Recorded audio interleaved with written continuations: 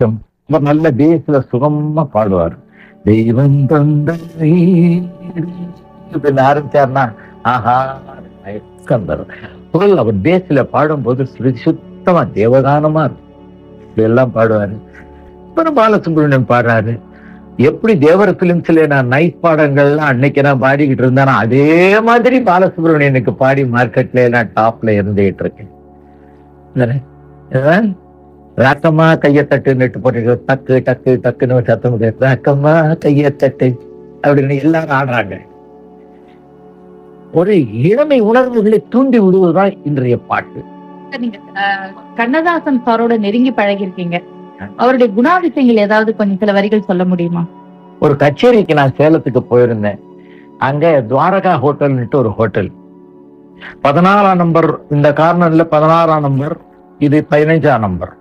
இந்த 14ஆம் நம்பர் ரூம்ல நான் தங்கி இருக்கேன். எப்போது 15ல தான் தங்குறது, யாரோ வந்து தங்கி இருக்காங்கன்னுட்டு இந்த ரூம்ல தங்கியிருந்தேன். பாவாயம்மான்ட்டு ஒரு கச்சேரி முருகன் கோயிலுக்காக ஏற்பாடு பண்ணியிருந்தாங்க. காலையில 9 மணிக்கு நான் குளிச்சுட்டு இதெல்லாம் போயிச்சுட்டு வெளியே வந்து கதவை திறந்து பார்த்தேன். கண்ணதாசன் ஐயா அவருடைய டிரைவர் என்ன பார்த்தாரு. ஐயா கவிஞர் வந்திருக்காரு ஐயா, நீங்க அவர் போய் பாருங்களேன், அவர் பல கோலங்கள்ல இருப்பாருப்பா, நான் ஏன் போய் பார்க்கணும் அப்படின்னு. இல்ல சும்மா போங்கண்ணே, ஒன்னும் சொல்ல மாட்டாரு. நான் உள்ள போனேன். ஒரு அம்மா பக்கத்துல மடியில படுத்துக்கிட்டு இருக்காங்க. இவரும் காலை நீட்டிக்கிட்டு உட்கார்ந்துட்டு இருக்காரு.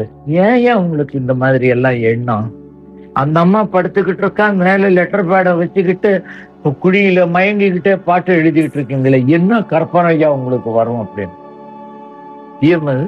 உனக்கு தெரியாது, இது நீ இதெல்லாம் அனுபவிக்கல, அதனால இந்த கற்பனை எல்லாம் உனக்கு வரல அப்படின்னா. எனக்கு வரவே வேணாம், அதெல்லாம் வேணாம், ரொம்ப நாள் நீங்க உலகத்துல இருக்கணும் ஐயா, நல்லா இருக்கணும் ஐயா அப்படின்னு. ஒரு தப்பு நான் பண்ணல, அதுக்குத்தான் நீதான் பாடி இருக்கிய. எல்லோரும் நலவாழ நான் பாடுவேன், நான் வாழ யார் பாடுவார். பாவி எல்லாரும் சந்தோஷமா இருக்கிறது நான் பாட்டு கொடுத்துருக்கேன், நான் சந்தோஷமா இருக்கிறது எவன்டா பாட்டு பாடுறான்? கண்ணதாசன் தப்பு செய்யறான், தவறு செய்யறான் அப்படின்னா எல்லா யோசிச்ச பசங்களும் என்ன சொல்றாங்க. நான் இதை மனசுல வச்சுக்கிட்டு தவிக்கிறேன். ஏடா நீ தப்பு பண்ணல, நீ ரொம்ப நல்லவனா, நெஞ்ச தொட்டு பாடுறா. நீ உடனே கிண்டல் சொல்லுது. எல்லாரையும் பார்த்துட்டு நீங்கள் அத்தனை பேரும் உத்தமர் தானா சொல்லுங்கள். இதனாலதான் ஏன் வந்தது, இந்த தமிழுக்காகத்தான் ஐயா நான் இப்படி பண்ணிட்டு இருக்கேன் அப்படின்னு சொன்னாரு. அவ்வளவு பெரிய மேதை. தான் கெட்டாலும் நல்லது செய்யணும் அப்படின்னு நினைச்சாரு. கெட்டா தப்புங்கிறது தெரியுது, குடியினாலே எவ்வளவு தப்புங்கிறது அவரே எழுதியிருக்காரு, அவரே சொல்லியிருக்காரு. அப்பேற்பட்டவரே குடிச்சாருன்னா தமிழை வளர்க்கறதுக்கு, கற்பனை பண்றதுக்கு, இந்த மனசு என்ற கடிவாளத்தை அடக்கிறதுக்காக, கற்பனை வளத்தை பெருக்கிறதுக்காக அவர் பற்றி செஞ்சிட்டாரு. இன்னொரு 10 வருஷம் இருந்திருந்தா எத்தனை தத்துவமான பாடல்கள்லாம் இந்த உலகத்துக்கு கிடைச்சிருக்கு. இவருக்கு கடன் ரொம்ப ஜாஸ்தி ஆயிருச்சு. இவருக்கு கஷ்டம் வந்துருச்சுன்னா தன் அண்ணன்கிட்ட போய் அந்த கடனை சொல்லி அந்த பணம் வாங்கி கொடுப்பாரு. ஒரு சம்பந்தம் ஒரு நேரம் வந்து வாரண்ட் வந்துருச்சு, பணம் ஒரு 3000 ரூபாய் பணம் கொடுக்கணும். அந்த பணம் கொடுக்கறதுக்கு வழகை இல்லாம, அண்ணன் இந்த மாதிரி வாரண்ட் வந்திருக்குன்னே ஒரு 3000 ரூபாய் கொடுக்கணும் அப்படின்னு ஏல் சீனிவாசன் அவருடைய அண்ணர் அவர்கிட்ட கேட்டாரு. போய் போடா, எப்ப பார்த்தாலும் இதே வேலையா போச்சுன்னா பணம் இல்லைன்னா போடா அப்படின்ட்டாரு. அப்படியா, சரி அப்படின்ட்டு வந்தாரு. ஒரு கம்பெனிக்கு போனாரு. ஒரு சிச்சுவேஷன், இந்த மாதிரி பணம் இல்லைன்னா இந்த உலகத்துல ஒண்ணுமே இல்லை, ஒருத்தனும் மதிக்க மாட்டான் அப்படின்னு ஒரு சிச்சுவேஷன். இதுல யாரு இருந்து என்ன ஏதோ உதவி பண்ண போறாங்க அப்படின்னு சொன்னாங்க. இப்ப பணம் வேணுட்டா உனக்கு பாட்டு ஒண்ணு, என்னடா சிச்சுவேஷன் சொல்றா அப்படின்னு சொன்ன உடனே இந்த மாதிரி இருக்கு சிச்சுவேஷன். அண்ணன் என்னடா தம்பி என்னடா உலகத்துல பாட்டை எழுதி கொடுத்தாரு. 3000 கொடுத்தாரு, வாரண்ட்டுக்காரனுக்கு கொடுத்தாரு. அதாவது கற்பனைகள் அந்தந்த நேரத்துக்கு வந்து எழுதக்கூடிய ஆற்றல் அவருக்கு இருந்தது. ஏன் பிறந்தாய் மகனே, ஏன் பிறந்தாய், இல்லையொரு பிள்ளை என்று ஏங்குவோர் பலர் இருக்கு, இங்கு வந்து ஏன் பிறந்தாய் செல்வ மகனே. இது எல்லார்ட்டையும் போய் இந்த மாதிரி தனக்கு வந்து ஒரு பிள்ளை இல்லை, தனக்கு ஒரு பிள்ளை பிறந்திருக்கான், நான் ரொம்ப மோசமா இருக்குன்னு ஒரு பாட்டு எழுத சொன்னா, அதான் நான் ரொம்ப ஏழையா இருக்கேன்டா, வாழ்றதுக்கே விலை இல்லாத வேண்டாம், இந்த நேரத்துல நீ ஏன்டா எனக்கு பிள்ளையா பிறந்துட்டு, இப்படிதான் கற்பனைகள் வரும். 10 புலவர்கிட்ட கொடுத்தா 10 பேரும் இதே மாதிரி எழுதுவோம். 11வது ஆசாமி கண்ணதாசங்க கொடுத்தா இந்த மாதிரி வரும். ஏன் பிறந்தாய் மகனே ஏன் பிறந்தாயோ, பாட்டு பாடுறதுலயும் ஏன் பிறந்தாய் மகனே ஏன் பிறந்தாயோ, இல்லையொரு பிள்ளை என்று இறங்குவோர் பலர் இருக்க, இங்கு வந்து ஏன் பிறந்தாய் செல்வ மகனே. இதுவும் பாட்டுதான். அதே ஏன் பிறந்தாய் மகனே ஏன் பிறந்தாயோ, இல்லை ஒரு பிள்ளை என்று ஏங்குவோர் பலர் இருக்க, இங்கு வந்து ஏன் பிறந்தாய் செல்வ மகனே. இதுதான் பாவம். இந்த பாவம் சுத்தம் ஒரே டெட்டானே அது நம்ம பாடினது. எம்எஸ் விஸ்வநாதன் ஒரே தடையை பாடினேன். ஐயா மறுபடியும் ஒன்றையும் பாட முடியாது ஓகேன்னாரு ஃபர்ஸ்ட் டேக்ல. அது மாதிரி உணர்ச்சியோட பாடுறது. கவிஞருடைய வார்த்தைகள் அந்த மாதிரியா இருக்கும். இடத்துல இவர் ஒரு பாட்டு சொல்றதுக்காக அது பாடு எஸ்எஸ்ஆர் பாடுறதுக்காக போயிருந்தேன்.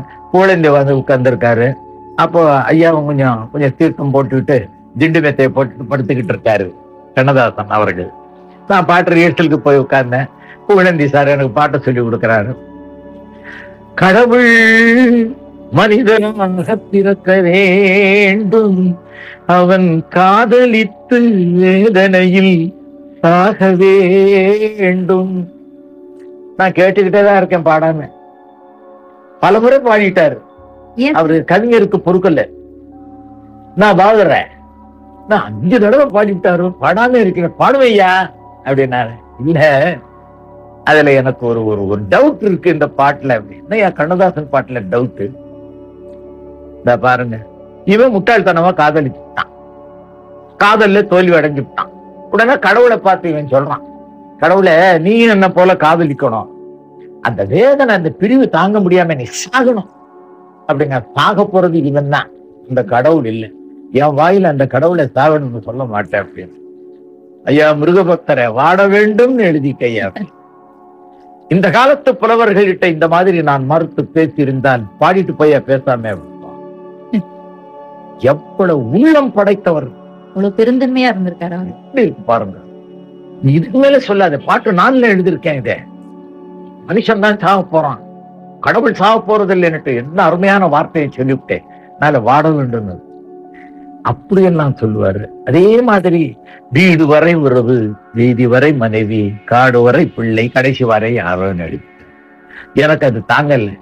நான் நடிச்சிருக்கேன்ல, பட்டணத்தார்ல நடிச்சிருக்கேன்ல. அத்தமும் வாழும் அகத்து மட்டே, விழி அன்பொழுக மெத்திய மாதரும் வீதி மட்டே, விம்மி விம்மி இரு கைத்தலன் மேல் வைத்து அழும் மைந்தரும் சுடுகாடு மட்டே, பற்றி தொடரும் இருவினை புண்ணிய பாபமுமே. காற்று அடிச்சா ஒழுங்கா காற்று அடிக்கணும் கவிஞர. பட்டணத்தார்ல நான் நடிச்சிருக்கேன். அவர் செஞ்சது பாவம் புண்ணியம் கூட வரும்னு சொல்லியிருக்காரு. நீங்க கடைசி வரை யாரோன்னு எழுதிட்டீங்களே. கேட்கிற கேள்வி கரெக்டான கேள்விதான். பாவ புண்ணியத்தை பத்தி சொல்ற யோகியதை பட்டினத்தானுக்கு இருந்தது, கண்ணதாசனுக்கு இல்லை.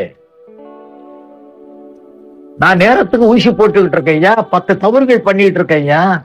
பாவ புண்ணியத்தை பத்தி பேசினா மக்கள் ஒத்துக்கிடுவாங்களா? இவனே பொல்லாத தப்பெல்லாம் பண்ணிட்டு இருக்கான், இவன் பாவ புண்ணியத்தை பத்தி பேசுறான் ஐயா. எல்லா யோக்கிய பசங்க எல்லாரும் தப்பு பண்ணிட்டு இருக்கீங்க.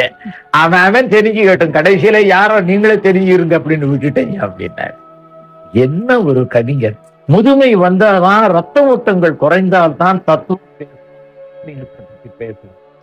அது வரைக்கும் ஆத்மீகன்னா என்னன்னு தெரியாது, தத்துவம் என்னன்னு தெரியாது. அதனால இன்றைய இளைஞர்கள் நாளைக்கு கிழவர்களாக போகிறார்கள். அப்ப தத்துவம் பேச வேண்டாம், இப்பவே தத்துவத்தை தெரிஞ்சுக்கிட்டா நாளைக்கு கிழவனானாலும் குமரனாக இருக்கலாம். அதற்கு அடியேன் தான்